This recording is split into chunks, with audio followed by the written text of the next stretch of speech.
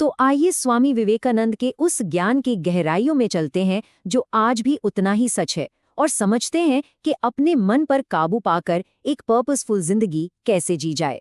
विवेकानंद हमें याद दिलाते हैं कि हमारा असली स्वभाव निडर और असीम शक्तिशाली है। ये कोई ऐसी चीज नहीं है जिसे हमें बाहर से पाना है, ये तो पहले से ही हमारे अंदर मौजूद है। ये सवाल शायद हम सबके मन में कभी न कभी आता है। आखिर मन की असली ताकत को जगाया कैसे जाए? तो चलिए इसका जवाब ढूंढने की कोशिश करते हैं। देखिए, ये सफर बाहर की दुनिया में नहीं, बल्कि हमारे अंदर शुरू होता है। हमारे विचारों की उस अनदेखी दुनिया में, जहां असल में हमारी पूरी हकीकत को शक्ल मिलती है। तो सबसे पहला कदम है उन शक्तिशाली अदृश्य ताकतों को समझना, जिन्हें हम हर पल अपने अंदर से बाहर की ओर भेज रहे हैं। ये बहुत दिलचस्प बात है ना? हमारे विचार सिर्फ हमारे दिमाग में नहीं रहते, वो असल में सक्रिय शक्तियां हैं, वाइब्रेशंस है, जो पूरे ब्रह्मांड में फैलती हैं और दूसरे उन मनों को प्रभावित करती हैं जो उसी फ्रीक्वेंसी पर होते हैं। तो देखिए, यहाँ दो तरह की मानसिक अवस्थाओं की बात हो रही है। एक तरफ है अच्छे विचार, प्रेरणा, जो एक हाई फ्रीक्वेंसी पैदा करते हैं।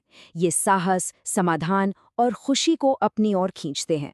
और दूसरी तरफ है चिंता, डर, नेगेटिव सोच, जो एक लो फ्रीक्वेंसी पैदा करते हैं और ये और ज्यादा नेगेटिव और कमजोर करने वाले विचारों को ही दावत देते हैं। तो असल बात यह है कि हम हर दिन जानबूझकर अपनी मानसिक फ्रीक्वेंसी चुन सकते हैं। हर सुबह अपने मन को रीसेट करके अच्छे विचारों के साथ दिन की शुरुआत कर सकते हैं। चलिए अब देखते हैं कि ये मानसिकता हमारे सफर के अगले पड़ाव पर कैसे काम आती है। अच्छा, तो जब हम अपने मन की ताकत को समझ लेते हैं, तो अगला कदम है जिंदगी की बड़ी बड़ी मुश्किलों को देखने का नजरिया बदलना। उन्हें एक श्राप की तरह नहीं, बल्कि खुद को बेहतर बनाने के मौकों की तरह देखना। यहाँ विवेकानंद सफलता की परिभाषा ही बदल देते हैं। वो कहते हैं कि सफलता का मतलब मुश्किलों का न होना नहीं है, बल्कि उनका सामना करने की हमारी लगातार बढ़ती हुई काबिलियत है। वो अपनी जिंदगी का एक बहुत ही दमदार किस्सा सुनाते हैं। एक बार जब वो खुद डर के मारे भाग रहे थे, और इस किस्से में हम सबके लिए एक बहुत बड़ी सीख छिपी है। जब वो घबराहट के मारे भागे जा रहे थे, तभी उन्हें एक बहुत ही सीधी लेकिन गहरी सलाह मिली, जिसने सब कुछ बदल दिया। और इस अनुभव ने उन्हें जिंदगी की हर चुनौती से जुड़ा एक बहुत बड़ा सच सिखाया। वो सच ये है कि जब हम अपने डर का सामना करने के लिए पलटते हैं, तो वो डर अक्सर गायब हो जाता है। तो सवाल ये है कि अगर हमें मुश्किलों का सामना करना ही है, तो इसकी ताकत आएगी कहाँ से? इसका जवाब है अभ्यास में, लगातार प्रैक्टिस करने में। विवेकानंद ने एक साधारण विचार को एक जबरदस्त ताकत में बदलने का एक सीधा साधा फॉर्मूला दिया है। देखिए ये कैसे काम करता है। सबसे पहले अपने लक्ष्य के बारे में लगातार सोचें। धीरे धीरे वो लक्ष्य मन में बिल्कुल साफ हो जाएगा। फिर आपकी भावनाएं भी उससे जुड़ जाएंगी, और तब काम करने की एक जबरदस्त इच्छा यानी विल पावर पैदा होगी। और आखिर में ये विल पावर आपके शरीर की हर कोशिका में काम करने की ताकत भर देगी।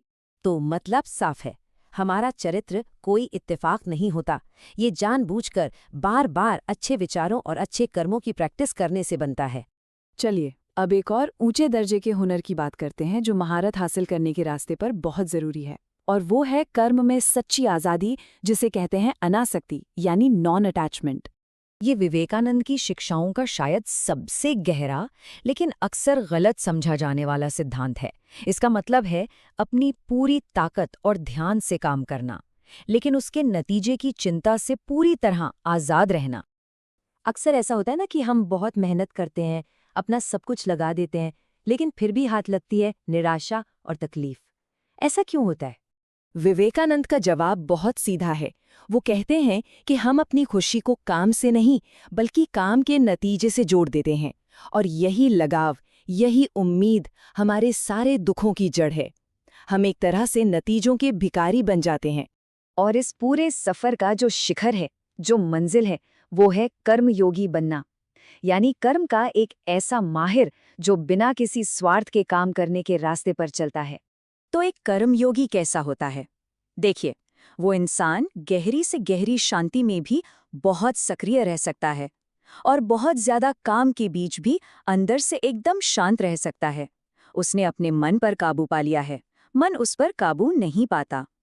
वो सिर्फ काम के लिए काम करता है, किसी स्वार्थ के लिए नहीं। ये बात बहुत अच्छी से समझाती है कि महान काम करने की हमारी काबिलियत सीधे सीधे उस चरित्र से जुड़ी है जो हम रोजमर्रा के छोटे छोटे कामों से बनाते हैं।